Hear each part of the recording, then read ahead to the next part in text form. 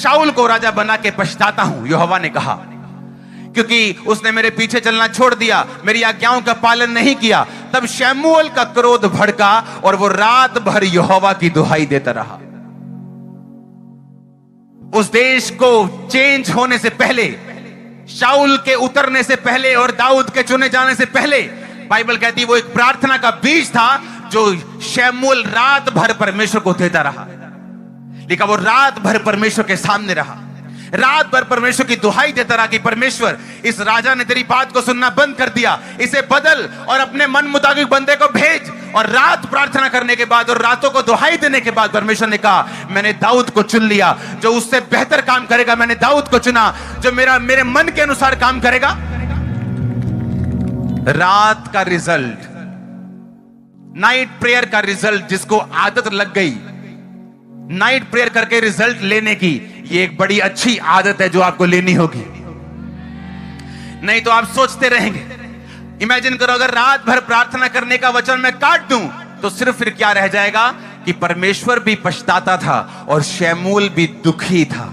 वो दुखी रहा, शाऊल से दुखी रहा, बस वो दुख ही रहता अगर वो रात भर प्रार्थना करके उस दुख को चेंज ना करता। तो मैं बहुत दुखी हूं क्योंकि मेरा पति नशेड़ी है, मैं बहुत दुखी हूं क्योंकि मेरे बच्चा नहीं, मैं बहुत दुखी हूं क्योंकि मेरा फाइनेंस काम नहीं कर रहा, मैं बहुत दुखी हूं क्योंकि ये मुसीबतें मेरा पीछा नहीं छोड़ती। तो क्या करें फिर? सारी दुनिया दुखी, तुम भी दुखी हो, तो कोई फर्क नहीं पड़ता जब तक तुम घुटनों पे आने का फैसला नहीं करते, जब तक तुम परमेश्वर के सामने रात को जाने का फैसला नहीं करते।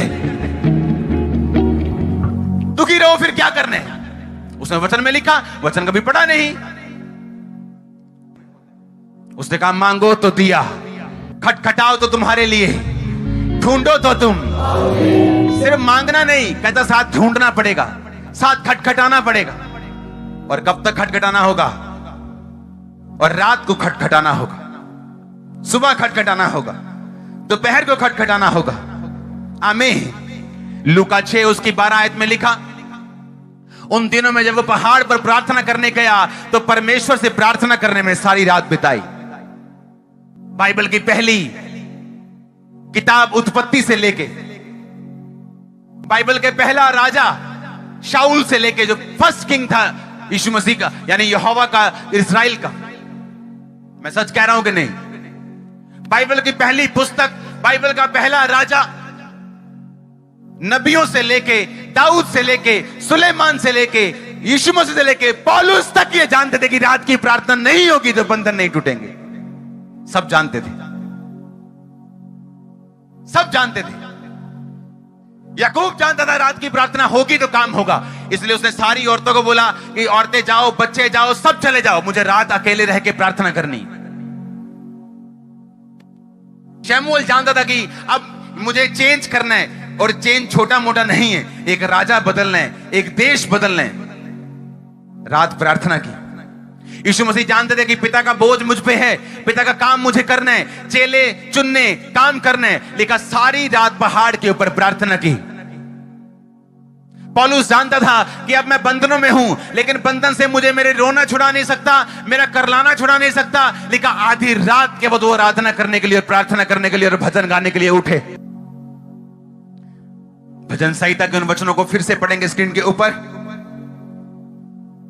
119, 148, 63 और 6 दोनों को पढ़ेंगे। भजन संहिता 119 की 148 में लिखा, मेरी आंखें रात के एक एक पहर से पहले खुल गईं कि मैं तेरे वचन पर ध्यान करूं। अपनी आंखों को बंद करो और बोलो ये बात अपने आप को, मेरी आंखें रात के एक एक पहर से पहले खुल गईं कि मैं तेरे वचनों पर ध्यान दूं। बोलो अपने आप को।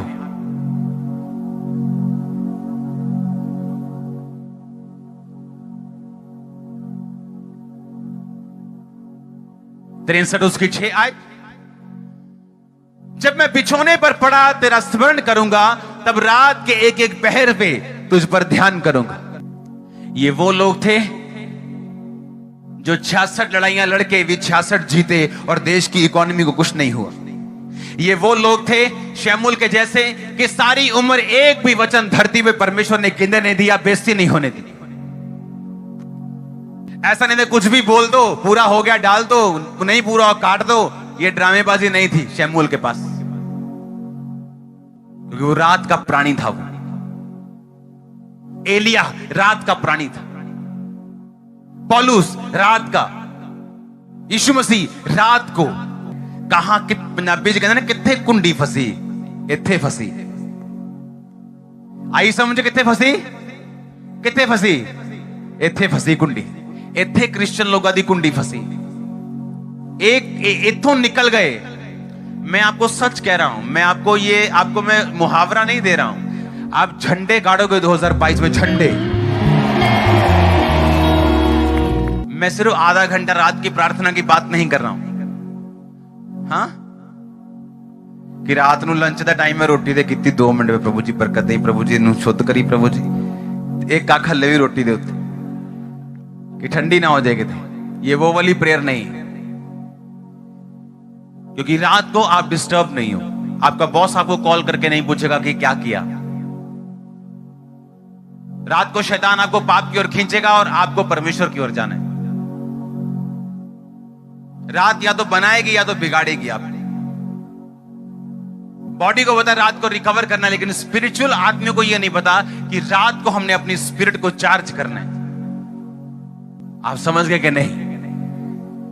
कहां फंसे हुए वो सींग, कहां प्रॉब्लम है, कहां वो दिक्कत है, क्यों वो काम नहीं हुआ, आपके अच्छे होने के बावजूद भी। अब आपको समझ आ रही होगी।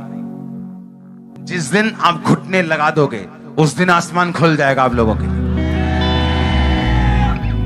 जिस दिन आपने सोच लिया कि नाइट आज से खुदा बंद की है। अब औरतों को मालूम है कि मुझे घर का काम करना है, मुझे खाना बनाना है, अपने घर की देखभाल करनी, तो विजडम से रात को प्रार्थना कर सकती। आदमियों को मालूम है टाइम कब निकालना है और कब प्रार्थना करनी। टाइम किसी के पास नहीं, टाइम निकालना होता है, अपनी चीजें निर्धारित करनी होती, अपनी प्रायोरिटी निर्धारित करनी होती कि मेरे जीवन में प्रथम क्या है, यह निर्धारित करना पड़ता है हमें। ऐसे लोग हैं दुनिया में जो दिन में 5 बार अपने अपने धर्म की चीजों को पढ़ते हैं,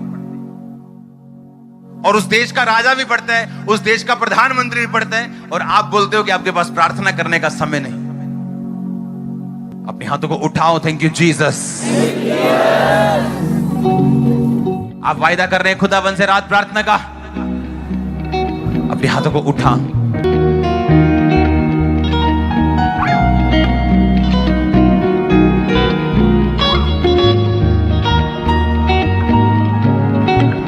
ऊंची आवाज में अपने हाथों को उठाते हुए, अपने गुनाहों की क्षमा को मांगते हुए और वायदा करते हुए कि आज से प्रार्थना की जिंदगियां सेम नहीं होंगी। ऊंची आवाज में परमेश्वर, प्रार्थना का आत्मा वो मुझे दे। आज से जब मैं यहां से वापस आऊं, मैं सेम ना हूं यीशु मसीह के नाम में। आप समझा के देख लो, काउंसलिंग करके देख लो, सब कुछ जोर लगा लो एड़ी चोटी का, आपकी लाइफ से वो समस्याएं नहीं जाएंगी। आप एक पाप छोड़ देंगे, वो चली जाएंगी। आप एक गंदी आदत छोड़ देंगे, वो चली जाएंगी। और प्रभु आपको सिखाएगा, जैसे जैसे तू पवित्रताई में बढ़ता जाएगा, वैसे वैसे तेरी लाइफ में इजीनेस और सफलता और सब कुछ आता जाएगा। आप देखो गुरदासपुर में लोग हैरान थे, कहते ये बड़े बड़े लोग हैं, कैसे बैठे हैं? मैंने कहा जहां परमेश्वर है वहां ऐसा होता है। होता है कि नहीं होता है? वहां लोग परवाह नहीं करते। जक्कई बाइबल में लिखा, बड़ा ऊंचा इंसान था, सरदार था चुंगी लेने वालों। चुंगी लेने वालों का हेड का मतलब है कि एक लेवल था, मेयर जैसा, जैसे शहर में मेयर होता है वैसा लेवल था उसका। और लिखा पेड़ पे चढ़ के परमेश्वर को देखने गया, क्योंकि गिट्ठा था, नाटा था, प्रभु को देख नहीं पा रहा था भीड़ में। पेड़ पे चढ़ गया बिना अपनी इज्जत की परवाह किए, और वही परमेश्वर ने उसे छुआ।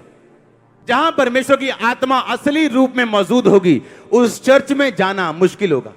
आपको सुबह सुबह के बार आना पड़ेगा, आपको टाइम देना पड़ेगा, एफर्ट देना। आप बोलोगे मैं इतना एफर्ट करता हूं चर्च आने के लिए, क्योंकि जो अब आप पा रहे हो वो भी ब्लेसिंग है आपके लिए। हालेलुया।